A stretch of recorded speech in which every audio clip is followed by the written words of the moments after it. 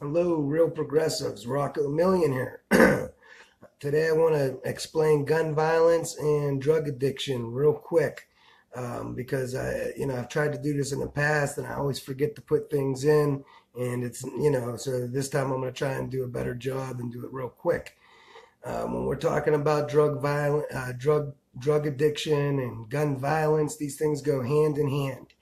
All right, and the first thing you have to understand is these problems, getting so bad is where they are now. This only started to happen in the end stage of capitalism, the neoliberal period. All right, and there's a good reason for that. And there's actually, when you understand the systemic things that are going on, there's really no other way for this to end up. So I'm going to just start from the beginning. Our government inflicts economic terror on the people, first and foremost. We do that by targeting unemployment. All right. We've been, since the 70s, both parties have they teamed up and killed the full employment policies of the New Deal. And they did that, in the 70s. And ever since, they've been, targeting unemployment, keeping intentional systemic poverty throughout the community. Then we also inflict police terror.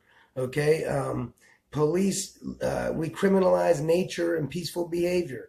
Cops legally rape, rob, and kill people over evil flowers, all in the name of corporate profits. Talk about Sharia law. All right, this kind of stuff, this radicalizes our society. When our kids see, police taking away people's lives, throwing people away over flowers. They're being taught to put profit over people in society, and maybe even subconsciously, but it's a fact. Every time kids see homeless people and around the corner, they see empty foreclosed houses, they're being taught to put profit over people in society. Every time they see people die, suffer and die from treatable, preventable illness because they have lack of cash, they're being taught to put profit over people in society. All right. Then we cut the social safety net, things like mental health, things like education. And then we wonder, then on top of all of it, we drug our kids with tons of psychotropic drugs, tons of for-profit drugs like Adderall. That's basically like cocaine. So we're teaching our kids to put profit over society, and then we wonder why so many grow up with a disregard for human life. We wonder why so many grow up indifferent to human suffering. All right, this is not hard to understand when you see the systemic factors that are at work here.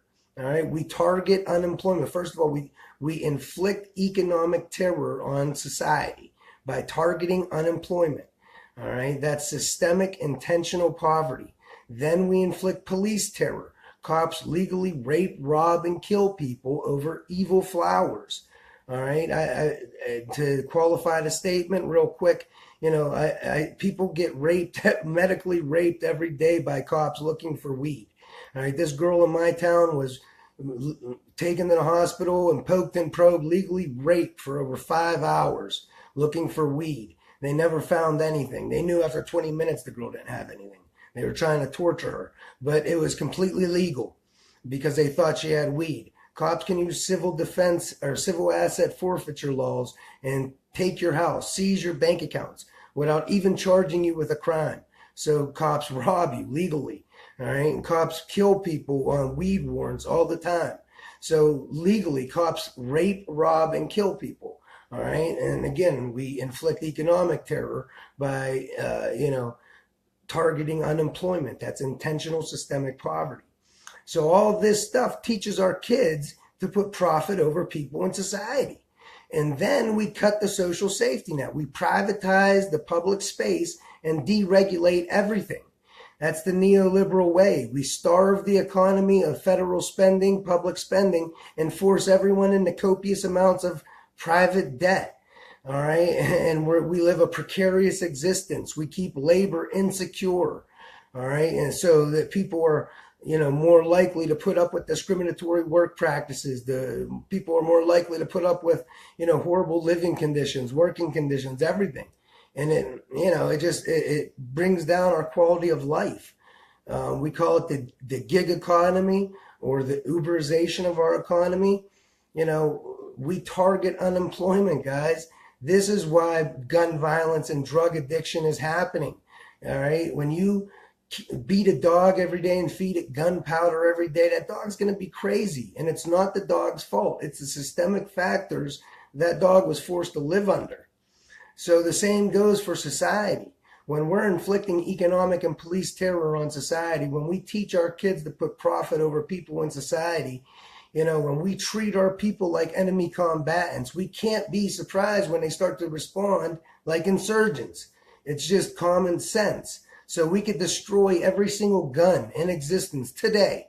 That don't stop none of these systemic problems from radicalizing people in the first place. And radicalized people will just use a different tool to kill. They can get a car and fill it up with fertilizers and diesel. Trust me, people that want to kill will kill. All right, so we got to be careful not to fall for the trap of feel-good policy prescriptions that do nothing to help the problem. We need to parlay all the people power right now, all the people that are outraged at gun violence. This is great. We need their power. We need their voice. But it's up to us to show them if they truly want to stop the bloodshed. It's going to take more than, feel-good policy prescriptions that don't change the root issue. So I'm a Second Amendment supporter. I hunt, I fish, but I would support an assault rifle ban, but only if it's tied to a federally guaranteed living wage job for every person who wants one. Because a federal job guarantee is the only way to stop all the systemic abuses that radicalize so many people up front. All right. And also we have to stop inflicting police terror. We need to legalize all vice for the general welfare of society, because the black market doesn't care about kids. The black market don't care about addiction or the general welfare. That's government's job. The first pushback I'll get when I say this is people demand will go through the roof. If we legalize drugs today, everyone's going to want to use tomorrow. This is a scare tactic. We all been taught to believe this, but it's absolutely false. People that went their whole life staying away from the trap of addiction are not suddenly going to wake up tomorrow because it's legal and want to go be a crackhead or want to go shoot heroin. It doesn't work like that. The same people that used yesterday are going to use tomorrow if it's legal. The only difference is they're not going to be stealing from your community. They're not going to be leaving dirty needles in your community. You know what I mean? The government can have so much more control over addiction and over, the black markets just by legalizing vice and regulating it. When we force people onto the black market, no good comes of that. It doesn't help the individual or the general welfare. The government loses a huge measure of control. Government can control so much more by giving people the drugs they need, giving them medical oversight, regulation, harm reduction, having the resources in place for people that want to get clean, because all addicts will come to a point where it's no longer fun. They want to get clean. No one wants to be strung out, okay? The problem today is everything's for profit. And so people have to anesthetize themselves just to deal with life. And then when they go to get clean, you have to deal with for-profit rehabs. They give you for-profit cheap drugs and cheap food and cheap living arrangements, and they don't really work on anything, okay? And then that's why, less than 5% of the people that check in get clean, all right? Inflicting more police terror, inflicting more economic terror on the people is not going to help addiction problems. It's not going to help gun problems either. It's not going to help the violence problems. This is how we make ourselves dog eat dog. Okay, you give everybody a chance to have a federally guaranteed living wage job, rebuilding their own society in green, sustainable ways. People are going to feel connected to society again.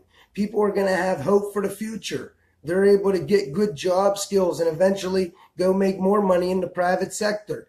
Hope is restored. The average person has leverage again. Okay, no longer are we the precarious class. When there's more people than jobs available, we have to outbid each other to get those jobs. And that's bad because then we end up working for starvation wage jobs. But when there's more jobs than people available, then the businesses have to compete with each other, and then our wages rise. Right now our wages have been stagnant since the 70s, while corporate profits and productivity and cost of living are skyrocketed. There's a big reason for that. Our government keeps a buffer stock of unemployment for the capitalist class to wage war on labor with. Now your boss don't have to give you a raise. They say, look, I got millions of people outside unemployed. They'll do your job cheaper than you. All right. It puts downward pressure on all labor wages and working conditions. It's class warfare. It's fascism. And both parties have been doing this since the 70s. This is what we have to stop. And we can do this very easily. A federal living wage job for every single person who wants one. This is not only affordable and desirable, it's affordable. It would be a lot cheaper to invest in our community and our people up front instead of, investing in the police apparatus, the police state apparatus that radicalizes people. Instead of spending all this money so that the top 1% can get profits. Our government, Article 1, Section 8, mandates our government mint and tax for the general welfare, not for the private purpose of capital at society's expense. So when we're talking about for-profit imperialism, that is a political choice, not an operational necessity. Our government never needs profit. So we don't need to do that. When we talk about the drug war, it's for profit. We don't need to do that. Policing for profit. Again, we don't need to do this. Government can fully fund all police departments, and then they won't have to rely on policing for profit to stay operational. All right. All problems in our society have their roots in economics, and they have their macroeconomic solutions. So this is how we fix our economy. All right. Government causes taxation. It creates unemployment. With taxation. So government uses taxation so that it can provision society with real resources using paid employment. All right. So if government creates unemployment, it's government's duty to maintain full employment for that same general welfare of society. Because again, when you target unemployment, you target, that's intentional systemic poverty. That's millions of people unemployed, millions more underemployed. Okay, that's not how you get civil society. That's the exact opposite. That is horrible, and that's fascism. That means government is failing us. Government can always buy up all unemployment. Government can buy anything in dollars. It makes dollars at will by congressional decree. And we can get to rebuilding our communities that are crumbling across America. All right, our communities are starved of human resources, starved of infrastructure. All right, with a federal job guarantee, we have a democratic means of production through which we can increase the supply of just about any real resource we need for the general welfare of society. So if it comes down to it, anything we need, we can increase production of with a federal job guarantee. There's no reason not to do this. It costs less to do this than it does to keep unemployment. We pay so much to keep unemployment. You think about the opioid addiction crisis. They estimate $1 trillion a year. You think about the police state apparatus, the for-profit prisons. You think about all the mental health costs, the suicides, the broken families, all the problems that go with it that are uncounted. And then you realize that the federal job guarantee would cost around 23 million people would want a federally guaranteed living wage job today. So it would cost us around $600 billion a year. All right. That's way cheaper than just the addiction crisis. All right. So it would be much cheaper and better for society. That's why MMT is so important. Thanks, guys. Take it easy. Oh, so real quick again. So when we're talking about the gun issue, I got a little bit off track. But when we're talking about the gun issue, we got to remember it can't just be about feel good, policy prescriptions that don't change the root issues. Those root issues, again, are when government is inflicting economic and police terror upon society. All right, when we're teaching our kids to, put profit over people in society. All right, people grow up, they grow up radicalized, they grow up extreme, they grow up being extremists, they grow up in pain, they grow up indifferent to human suffering.